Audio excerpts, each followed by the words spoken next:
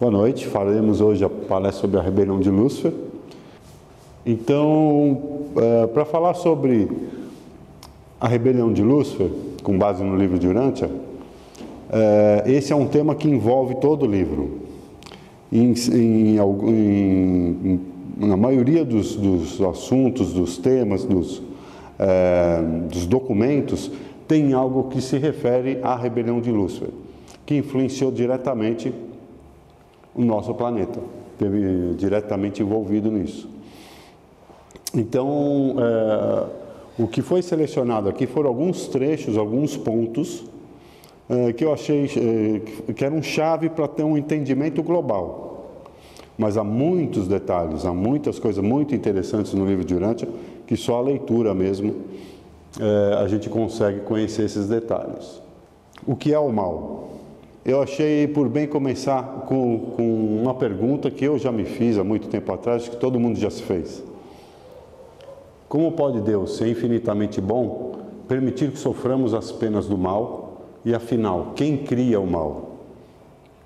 Então isso é uma coisa que todo pensador, religioso, filósofo, uma hora pensa nisso. Deus cria o bem e o mal, cria os dois juntos.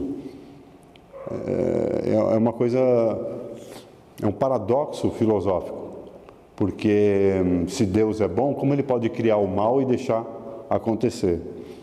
E pelo livro de Urântia, ele explana um ponto de vista que para mim foi revelador. Ele explica de uma forma que eu não tinha pensado, dificilmente iria pensar. Então, trechos do livro de Urântia. No universo de coisas e seres evolucionários, o contraste entre a perfeição e a imperfeição gera o mal potencial. O conflito entre a verdade e a falsidade produz o erro da confusão. O dom divino da escolha, do livre-arbítrio, desemboca nos domínios divergentes do pecado e da retidão. O mal potencial existe no tempo, dentro de um universo que abrange níveis distintos de significados e de valores de perfeição. O pecado é potencial em todos os reinos nos quais os seres imperfeitos são dotados com a capacidade de escolher entre o bem e o mal. Então é interessante que o mal só existe em potencial, ele não é real até o momento em que a pessoa, o indivíduo, a personalidade escolhe o mal e o executa, então ele se torna um mal real. Mas antes disso ele existe só como uma opção, assim como o bem também, né? O bem precisa ser executado também. A escolha deliberada do mal constitui o pecado. A rejeição voluntária da verdade é o erro. A adoção persistente do pecado e do erro é a iniquidade. Ou seja, a nossa incompletude, nossa finitude da nossa mente é um mal potencial. Contudo, o erro, o qual vai se ampliando, cometido por uma falta injustificada, ao se fazer uma retificação espiritual razoável dessas desarmonias, é equivalente ao mal factual. Ou seja, ainda que a gente tenha o mal potencial dentro da gente pela nossa própria finitude, pelo nosso próprio limite de mente, há coisas que a gente consegue sim melhorar, consertar e ampliar nossa própria capacidade. Aquilo que está dentro do nosso escopo de retífica e a gente não retifica, se torna um mal factual. Aí quem é Lúcifer? Lúcifer é um dos filhos de Micael de Nébadon e da ministra divina da ordem Lanonandek. Vocês assistiram às outras palestras, lembram da ministra divina e de Micael de Nébadon? Antes de iniciarem suas funções, os Lanonandeks passam por cursos de aprimoramento nos mundos dos Melquisedeques. Todos os seres criados por Micael e da ministra divina dentro do universo local passam por estudo, aprimoramento e serviço antes de iniciarem suas funções. Todos eles passam. E os Lanonandeks, depois desses cursos, são classificados por suas aptidões, personalidade e alcance de realização como primários, secundários e terciários. Essa ordem de seres são mais conhecidos como soberanos dos sistemas e príncipes planetários. Lúcifer era um Lananandek primário, de número 37 da sua ordem em Nébadon. Número 37, Nébadon tem quase 1 trilhão de anos, então ele foi criado logo no começo de Nébadon. Lúcifer era um Lananandek primário, logo do começo, um dos primeiros da ordem a ser criado. Ele já havia experienciado o serviço em muitos outros sistemas e se destacou como uma das 100 personalidades dentre 700 mil por sua sagacidade, sabedoria e eficiência. Ele era realmente brilhante. Quando os Melquisedeques o indicaram como soberano do sistema, havia 607 planetas habitados. Ele foi um eficiente administrador por 500 mil anos do sistema. Aí as causas da rebelião. Lúcifer começou a se tornar cada vez mais crítico de todo o plano de administração do universo. O principal motivo, o que a gente entende, era por causa da administração. Ele não concordava com a administração do universo, de como os sistemas eram agregados, de como Micael gestava todo o universo local.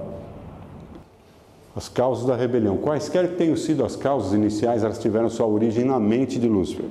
Nada propiciou que isso desenvolvesse nele. Não foi nenhum desentendimento, nada. Isso nasceu realmente da mente dele.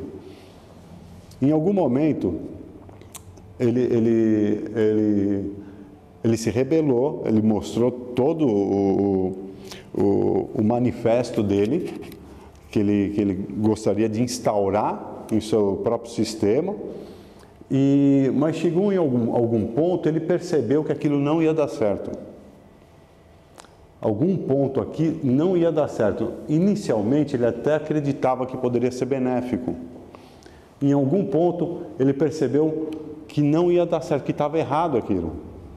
A eclosão da rebelião, o manifesto. O manifesto foi elaborado por Lúcifer e foi finalmente exposto há 200 mil anos, no conclave anual de Jerusalém, quando todas as hostes do sistema estavam reunidas no último dia do ano, no tempo do sistema. Gabriel estava pessoalmente presente durante o suceder desses acontecimentos. As causas defendidas pelos rebeldes tomaram a forma na declaração da liberdade de Lúcifer e tinham 3 pontos principais. O primeiro ponto era a realidade do Pai Universal. Isso aqui eu coloquei, a afirmação ateísta. Lúcifer alegava que o Pai Universal não existia realmente. A gravidade física e a energia do espaço eram inerentes ao universo. E pelo livro de Urantia ele diz que a gravidade física e a energia do espaço partem da parte de baixo do paraíso e é controlado, é inteligentemente controlado e envolve todo o universo. Ele negou que a personalidade fosse uma dádiva do Pai. Acusou os finalitores de conspirarem junto com os Micaéis, pois nunca traziam uma ideia clara da personalidade autêntica do Pai, como pode ser discernida no paraíso. Agora, o que é interessante também aí é o fato de ele negar a personalidade, porque o Pai em si, o livro fala que ele cede, né, 2 dádivas aos seres. Um é a personalidade, que é o que nos diferencia. Então, para cada ser, todo ser tem uma personalidade que é a sua diferenciação no universo. E a segunda dádiva, para os seres ascendentes e os seres mortais, particularmente, ele serve o ajustador do pensamento, que é a própria centelha do Pai dentro do ser humano. Então, ele negava que o ser tivesse uma personalidade. E ao negar o Pai, o que fica curioso aqui, que é uma das nossas discussões, na hora que você nega o Pai, você automaticamente está negando o ajustador. Porque se o Pai, se a centelha se o ajustador é uma centelha do Pai, na hora que você nega o Pai, você está negando o ajustador também. Então, quem que você é? Como é que você chega a ser finalitor? Que é todo o caminho ascensional que você faz até chegar diante do Pai do paraíso. E para um ser que cuidava de um sistema que praticamente tem a função de elevar esses seres de origem animal até a presença do Pai, você duvidar de tudo isso que você cuida, é uma coisa interessante para ser pensado, é uma coisa contraditória num certo sentido. O manifesto, o segundo item, o governo universal do Filho Criador, a negação da ordem estabelecida, revolução no lugar da evolução. Ele sustentava que os sistemas locais deveriam ser autônomos e que a confederação dos sistemas deveria ser voluntária. Protestava contra o direito de Micael de assumir a soberania de Nébadon em nome de um hipotético pai do paraíso. Já que ele negava o pai, ele questionava Micael como soberano do universo local. Afirmava que todo plano de adoração era um esquema sagaz para o engrandecimento dos Micaéis. Lúcifer estava disposto a reconhecer Micael de Nébadon como seu pai criador, mas não como seu Deus, nem como governante de direito. Ele atacava o direito dos anciãos dos dias, administradores do superuniverso, de interferir nos assuntos dos sistemas e dos universos locais. Ele sustentava que a imortalidade era inerente às personalidades do sistema, que a ressurreição era natural e automática, e que todos os seres viveriam eternamente se não fossem os atos arbitrários e injustos dos executores dos anciãos dos dias. O ataque ao plano universal de aperfeiçoamento dos mortais ascendentes. A impaciência justificada por sofismas. Não era o caso dele ser um ascendente. Então aqui eu acho que ele estava querendo angariar votos mesmo. Lúcifer sustentava que um tempo longo demais e uma energia excessiva eram despendidos no esquema de ascensão dos mortais. Apontou a presença do corpo de finalitores em Jerusalém como prova de que esses mortais haviam despendido idades na preparação de algum destino que era pura ficção. Sugeria que os finalitores haviam sido corrompidos por um excesso de disciplina e que eram traidores de seus companheiros mortais, pois agora colaboravam com o esquema de escravização para um destino eterno mítico. Esse ataque aos finalitores, para ele, ele não convenceu nenhum ser ascendente residente em Jerusalém. Ele advogava que os seres ascendentes deveriam desfrutar da liberdade da autodeterminação individual e desafiava e condenava todo o plano de ascensão mortal, tal como era fomentado pelos filhos criadores e mantido pelo Espírito Infinito. As repercussões imediatas. Todo o gabinete de Lúcifer o acompanhou em um só bloco. O chefe das hostes seráficas uniu-se à causa de Lúcifer. Isso explica porque um número tão grande de anjos transviou-se. O líder seráfico ficou espiritualmente cego pela personalidade brilhante de Lúcifer e eles simplesmente não podiam compreender como era possível que uma personalidade tão deslumbrante errasse. Ele era realmente brilhante, ele tinha uma dialética, uma presença que era encantadora. Aqui eu pus um gráfico, um organograma geral, que tem Lúcifer, tem Satã, o braço direito, Caligaste é o príncipe planetário da Terra, Daligaste é o braço direito de Caligaste, e vários outros seres que a gente vai falar deles daqui a pouco. Só para ter uma ideia mais ou menos. E quem aderiu à rebelião? 37 príncipes de 607, inclusive Caligaste, é nosso príncipe planetário, serafins, filhos materiais, seres intermediários, homens e também se aliaram aos rebeldes, 95 dos Adães e Evas, 1/3 dos anjos se perderam, porém nenhum mortal com residência em Jerusalém aderiu à rebelião. Os sistemas de comunicação sob o poder dos rebeldes anunciavam para todos os sistemas as ideias de Lúcifer. Foram dados tempo e oportunidade para todas as criaturas pudessem fazer a sua escolha. A hora que Lúcifer propôs uma ordem diferente, as criaturas, todos os seres, deveriam escolher. Eles poderiam escolher um lado. Essa foi a terceira e maior rebelião em todo Nébadon, e teve a queda de mais personalidades do que nas duas anteriores juntas. Micael de Nébadon escolheu pela não interferência. Gabriel assumiu o comando das hostes de seres que permaneceram leais.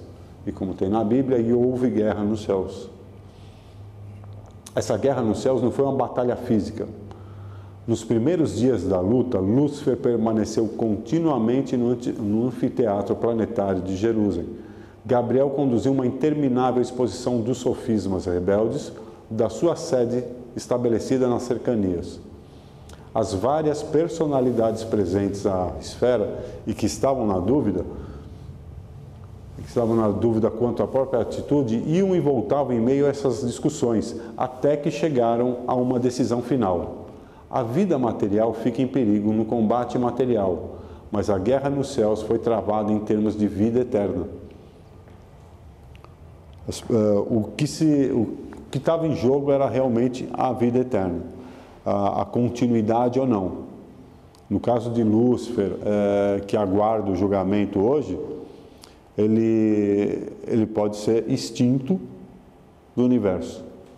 Quando o príncipe planetário vai para o mundo jovem, ele leva consigo da sede central um grupo de seres ascendentes voluntários, mortais como nós, só que já da sede do sistema. E nenhum deles do planeta para onde eles vão, são de outros planetas. Os 10 conselhos originais, presididos por Daligastia. Então tinha a escola da alimentação e bem-estar material, domesticação e utilização de animais, controle de predadores, disseminação e conservação do conhecimento, comissão da indústria e do comércio, colegiado da religião revelada, os guardiões da saúde e da vida, o conselho planetário da arte e ciência, os governadores das relações tribais avançadas e a Suprema Corte de Coordenação Tribal e Cooperação Racial. Então essas eram as 10 escolas que se tinha dentro de Dalmatia, a cidade do príncipe, da onde os seres humanos iam, aprendiam e depois voltavam para seus povos, suas tribos. Caligácia havia reinado nesse mundo por 300 mil anos. Satã fazia as visitas regulares ao Urântia. Numa dessas visitas anunciou os planos de Lúcifer. E Caligácia rapidamente, inclusive, concordou em trair a confiança do Filho Criador e com ele Daligastia, Abaddon e Beelzebul. A gente já vai falar sobre eles. Daligastia proclamou então Caligácia sendo o deus de Urântia e supremo perante todos. Ele arrogou para si o título de Deus do planeta. Os líderes da rebelião, Satã, como braço direito de Lúcifer, Caligácia, o príncipe planetário, Daligastia, o braço direito, Abaddon era o dirigente do corpo de assistentes do príncipe planetário e Beelzebul era o líder das criaturas intermediárias, que era um ser intermediário também. Os seres intermediários, eles surgiram do enlace moroncial, não sexual, entre os membros do corpo de assessores do príncipe. Desses 100 de Caligácia, que eram humanos, estavam em Jerusalém. Foram criados corpos físicos da ordem biológica da Terra para essas 100 pessoas. E do enlace, porque eles eram supra-humanos, vinham de Jerusalém, do enlace moroncial, ou seja, no enlace não sexual, surgiu essas 50 mil criaturas intermediárias. Essas criaturas intermediárias, invisíveis para nós, elas são os habitantes permanentes do planeta. Eles permanecem no planeta desde aquela época, 500 mil anos atrás, e vão ficar até luz e vida, até o planeta atingir o estado de luz e vida. E isso vai demorar muito tempo. Depois que o planeta atingir o estado final de luz e vida, é que eles são liberados para a ascensão deles. Então, eles são os registradores de toda a história da humanidade, do planeta, e são os residentes fixos do planeta. Dessas 50 mil criaturas, 40 mil se rebelaram. Os fiéis, liderados por Van e Amadon, assumiram a custódia da árvore da vida e permitiram apenas que os 40 assessores leais se alimentassem dela. Os rebeldes escolheram Nod como seu líder e, sabendo que sem o fruto da árvore envelheceriam até a morte, Daligastia deu a ordem para que recorressem à reprodução sexual dos 100 de Caligácia, ou melhor, dos 60 com seres humanos. e os filhos de Deus uniram-se às filhas dos homens. Para quem já ouviu falar nos Nephilim, essa é a origem da mitologia que envolve os Néfilins, que eram gigantes de outrora. Do corpo de assessores rebeldes que se uniram às filhas dos homens, né, as mulheres humanas, nasceram seres que eram excepcionalmente acima dos seres humanos comuns, um pouco abaixo do Sem de Caligácia, mas eles criaram uma raça toda própria. A árvore da vida, como é dito aqui, é um arbusto vindo da sede da constelação e servia como complemento nutricional junto com o circuito de energia do sistema, que permitia aos assessores viverem indefinidamente. Como eles tiveram corpos preparados para eles, utilizando a biologia do nosso planeta, eles tinham um sistema nutricional que era tipo um antídoto contra o envelhecimento. Isso causava uma regeneração biológica e celular, e eles viveriam indefinidamente. Mas quando houve a rebelião planetária, Van e Amadon, eles se apoderaram da árvore e só os fiéis tiveram acesso a ela. Como eles iam morrer, o corpo físico deles morreria com o tempo, Daligácia deu ordem para que recorressem à reprodução sexual. Resultados imediatos da rebelião planetária. Uma grande confusão reinou em Dalamátia nas suas imediações por 50 anos depois da instigação da rebelião. Foi feita uma tentativa de reorganização completa e radical de todo o mundo. A revolução tomou lugar da evolução. Adão e Eva também foram vítimas da rebelião. Adão e Eva chegaram em Urântia, nosso planeta, há 39 mil anos aproximadamente. 460 mil anos depois do príncipe e 160 mil anos depois da rebelião planetária. Adão e Eva, das tarefas dentro da missão deles é unificar a religião dos povos, que o príncipe planetário, no mundo normal, teria começado lá atrás. Depois de 460 mil anos depois, já estaria o mundo, toda a população, apta a ter uma religião unificada, começar a unificar as religiões. Então, o que aconteceu? A conspiração de Caligaste. Caligaste fazia visitas frequentes ao Jardim do Éden e manteve várias conversas com Adão e com Eva. Mas eles mostraram-se intransigentes diante de todas as suas sugestões de ajustes e tentativas de atalho. Caligaste tentou trazer os dois para a rebelião também. Era interessante, ele como o deus de Urântia e tendo os elevadores biológicos do lado dele, nossa, ele ia fazer muito mais ainda. Ia ganhar força também, perante os seres humanos, nós mortais também, que eles eram visíveis, mas eles resistiram. Caligaste era ainda o príncipe planetário titular de Urântia, um filho desviado, entretanto ainda elevado no universo local. Em termos de escala e de status, Caligaste estava acima de Adão e Eva.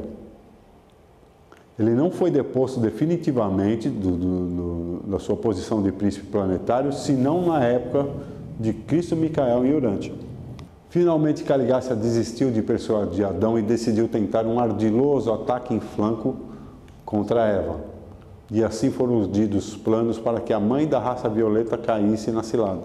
A missão dos filhos materiais do mundo jovem é também a de elevadores biológicos. Eles não procriam diretamente com as raças nativas, eles devem multiplicar-se até criarem uma raça numerosa de descendentes diretos, formando a raça violeta. Quando seu número chega a aproximadamente 1 milhão, é que seus descendentes começam a procriar com seres humanos. Então, Adão e Eva não procriavam direto com os seres humanos. Tinham que criar todo um escopo da raça violeta para isso começar a ser feito. A tentação de Eva. Serapatate era um humano, um líder das tribos noditas ocidentais e era um dos mais capazes e eficientes colaboradores de Adão, em volta do jardim. Ele era totalmente honesto e completamente sincero em todas as suas atividades. Nunca percebeu, nem mesmo mais tarde, que estava sendo usado pelo astuto Caligástia como uma arma circunstancial. Um dia, durante uma conversa com Eva, ocorreu a Sarapatati a influência de Caligástia. Ocorreu na mente de Sarapatati que seria de muita ajuda enquanto esperavam pelo recrutamento de um grande número da raça violeta, se algo pudesse ser feito nesse meio tempo para o aprimoramento imediato, aqui pressa de novo, né, impaciência de novo, das tribos necessitadas que permaneciam em espera. Sarapatati sustentava que se os noditas, com uma raça de maior progresso e grau de cooperação, pudesse ter um líder nascido deles, com origem parcial de sangue violeta, isso iria constituir um vínculo poderoso que uniria esses povos, os humanos ali em volta, mais estreitamente ao jardim. Ele queria desde já misturar o sangue violeta com seres humanos. Foi a ideia brilhante que ele teve. Por mais de 5 anos, esses planos amadureceram secretamente entre Sarapatati e Eva. Afinal, desenvolveram-se até um ponto em que Eva consentiu em ter um encontro secreto com Cano. É verdade. A mente mais brilhante e o mais ativo líder da colônia vizinha dos noditas amistosos. E Cano também acreditava profundamente na retidão do projeto de Sarapatati. Eva havia consentido em participar da prática do bem e do mal. O bem é o cumprimento dos planos divinos. O pecado é a transgressão deliberada da vontade divina.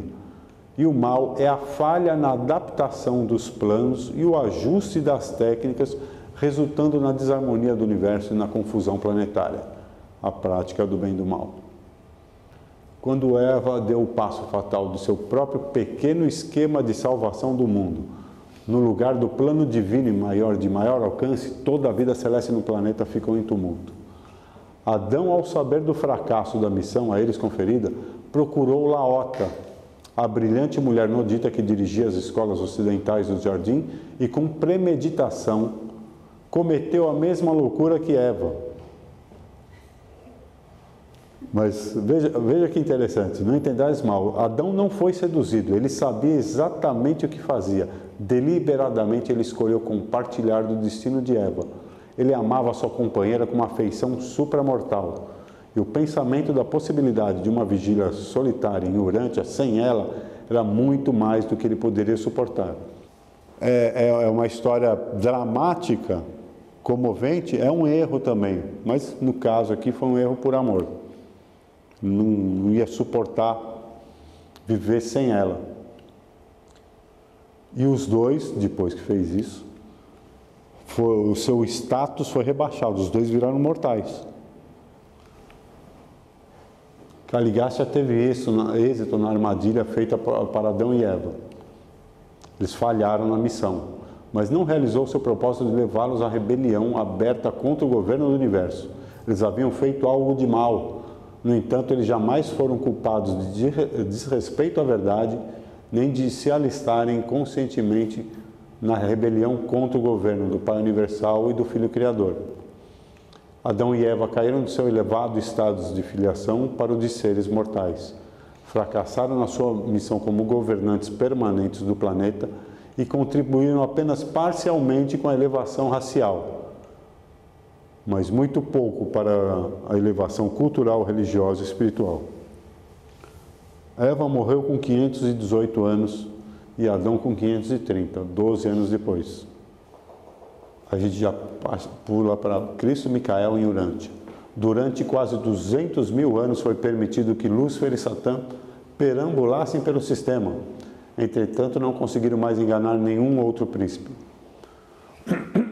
Quando os príncipes planetários se reuniam em Jerusalém, Satã juntava-se a eles, reivindicando ser representante dos mundos isolados. Era uma afronta que ele fazia.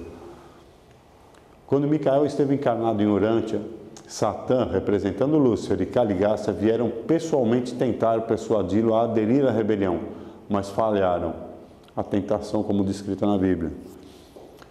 Antes de partir desse mundo, Micael ofereceu misericórdia aos dois, mas eles desdenharam da afetuosa oferta. Milhares de serafins e filhos materiais aceitaram a misericórdia como do Filho Criador e foram reabilitados, nessa época que ele estava encarnado como Jesus. Na época da ressurreição de Jesus, Lúcifer foi aprisionado no satélite número 1, numa das esferas de transição de Jerusalém, e aguarda seu veredito dos tribunais de Uversa, capital do superuniverso. Entretanto, Satã foi permitido fazer visitas periódicas aos príncipes planetários isolados. Até 1935, mais ou menos, Satã estava por aqui.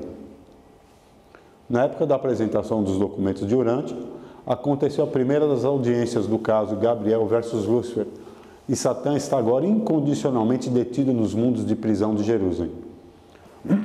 E a quarentena sistêmica e planetária continuará enquanto Lúcifer estiver vivo. A princípio, o balanço da rebelião. A princípio, o levante de Lúcifer pareceu constituir uma calamidade sem atenuantes para o sistema e mesmo para o universo. Gradualmente, os benefícios começaram a acumular-se. Com o decorrer de 25 mil anos do tempo do sistema, 20 mil anos do tempo de Urântia, os Melquisedeques começaram a ensinar que o bem resultante chegava a igualar o mal incorrido. Os Melquisedeques ensinam agora que o bem que resulta da rebelião de Satânia é mais do que 1000 vezes a soma de todo o mal. A demora da justiça, a misericórdia. O fato em si de que uma criatura que pratica o mal possa verdadeiramente escolher cometer o erro, cometer o pecado, estabelece a realidade do livre-arbítrio e justifica plenamente os atrasos de qualquer duração na execução da justiça, posto que a extensão da misericórdia pode conduzir ao arrependimento e à reabilitação. A maior parte das liberdades buscadas por Lúcifer, ele já as tinha. Outras estavam para recebê-las no futuro. Todos esses dons preciosos foram perdidos quando ele cedeu à impaciência e quando se rendeu ao desejo de possuir imediatamente o que desejava possuir já, e possuir desafiando toda a obrigação de respeitar os direitos e as liberdades de todos os outros seres que compõem o universo dos universos. As obrigações éticas são inatas, divinas e universais.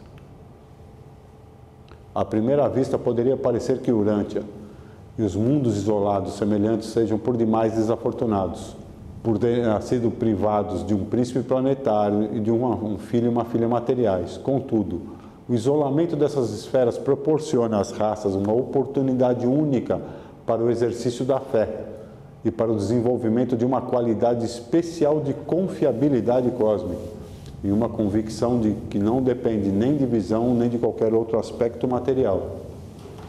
Descobrimos que a esses seres ascendentes muito cedo são confiadas inúmeras missões especiais de empreendimentos cósmicos, para a realização das quais uma fé inquestionável e uma confiança sublime são essenciais. Obrigado.